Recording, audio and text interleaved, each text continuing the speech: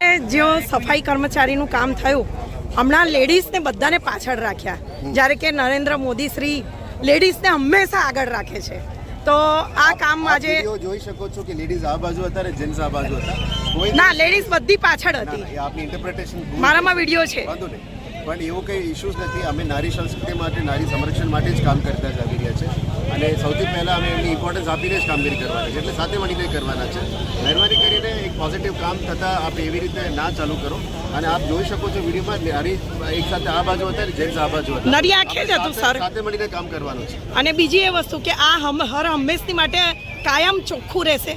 બિલકુલ સિટીને ચોખ્ખું રાખવાનું ફક્ત બીએમસીનું કામ નથી બીએમસી ચોખ્ખું તો રાખશે જ પણ કચરા ના નાખવાનું અને સિટીને સ્વચ્છ રાખવા માટે પબ્લિકનું પણ જવાબદારી છે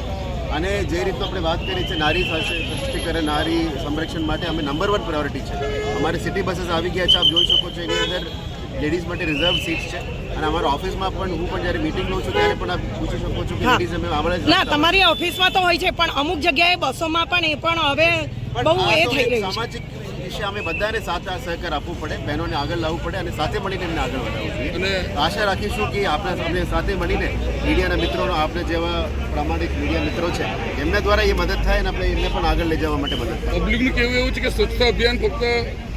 પ્રધાનમંત્રી કે કોઈ મોટી વ્યક્તિ આવતી હોય ત્યારે જ કરવામાં આવે છે તેના સિવાય રસ્તા પર કચરો પબ્લિક એવું કંઈ કહેતું નથી અને આપની વાત પણ ખોટું છે કારણ કે આપણે 2 મહિના સળંગ આ કામગીરી કરી રહ્યા છે કદાચ આપની ધ્યાનમાં આજે આવ્યું હશે 2 મહિના પ્લસ ઉપર ઓલમોસ્ટ 200 રોડ આપણે કમ્પ્લીટ કરી દીધા છે એટલે આપને જે માહિતી આપે છે ખોટું લાગે છે થેન્ક યુ વડોદરા શહેરમાં સ્વચ્છતા અભિયાન તેજ ગતિએ પ્રધાનમંત્રીના આગમન પૂર્વે તંત્ર એક્શનમાં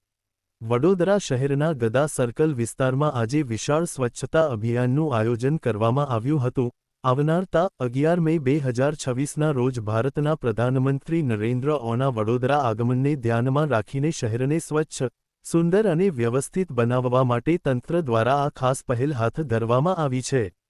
આ અભિયાન હેઠળ ગદા સર્કલ સહિત આસપાસના વિસ્તારોમાં વ્યાપક સફાઈ કામગીરી હાથ ધરાઈ હતી મોટી સંખ્યામાં સફાઈ કર્મચારીઓ સુપરવાઇઝરો અને મ્યુનિસિપલ સ્ટાફે ભાગ લઈને રસ્તાઓ ડિવાઇડરો નાળાઓ અને જાહેર સ્થળોની સફાઈ કરી હતી કચરો ઉઠાવવા ધૂળ માટીને દૂર કરવા અને વિસ્તારમાં સ્વચ્છતા જાળવવા માટે મશીનરી તથા માનવીય બળ બંનેનો વ્યાપક ઉપયોગ કરવામાં આવ્યો હતો સ્થળ પર હાજર તમામ સફાઈ કર્મચારીઓને સ્વચ્છતા જાળવવા માટે શપથ લેવડાવવામાં આવ્યો હતો આ શપથમાં શહેરને સ્વચ્છ રાખવા કચરાનો યોગ્ય નિકાલ કરવા અને નાગરિકોમાં સ્વચ્છતા અંગે જાગૃતિ ફેલાવવાની પ્રતિબદ્ધતા વ્યક્ત કરવામાં આવી હતી અધિકારીઓએ પણ કર્મચારીઓને પ્રોત્સાહન આપીને સતત કામગીરી જાળવવા સૂચના આપી હતી આ અભિયાન માત્ર દેખાવ પૂરતું ન રહે તે માટે તંત્ર દ્વારા સતત મોનિટરિંગ પણ કરવામાં આવી રહ્યું છે શહેરના મુખ્ય માર્ગો જાહેર સ્થળો અને પ્રધાનમંત્રીના રોડ શો રૂટ પર વિશેષ ધ્યાન આપવામાં આવી રહ્યું છે જેથી આગમન સમયે શહેરની છબી સ્વચ્છ અને વ્યવસ્થિત દેખાય સ્થાનિક રહેવાસીઓમાં પણ આ અભિયાનને લઈને ઉત્સાહ અને સહભાગિતા જોવા મળી હતી કેટલાક નાગરિકોએ સ્વયંસેવક તરીકે જોડાઈને સફાઈમાં સહકાર આપ્યો હતો જ્યારે અન્ય લોકોએ પોતાના વિસ્તારમાં કચરો ન ફેંકવાની અને સ્વચ્છતા જાળવવાની પ્રતિજ્ઞા લીધી હતી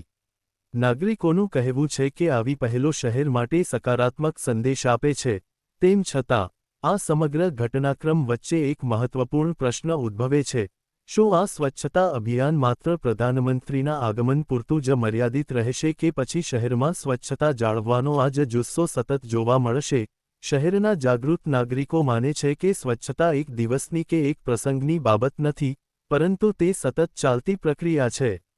જો તંત્ર અને નાગરિકો બંને સાથે મળીને કામ કરે તો વડોદરાને કાયમી રીતે સ્વચ્છ અને સુંદર બનાવી શકાય હવે નજર રહેશે કે તંત્રની આ પહેલ માત્ર તાત્કાલિક તૈયારી પૂરતી સાબિત થાય છે કે પછી તે શહેરમાં લાંબા ગાળાની સ્વચ્છતા વ્યવસ્થાનો મજબૂત આધાર બને છે।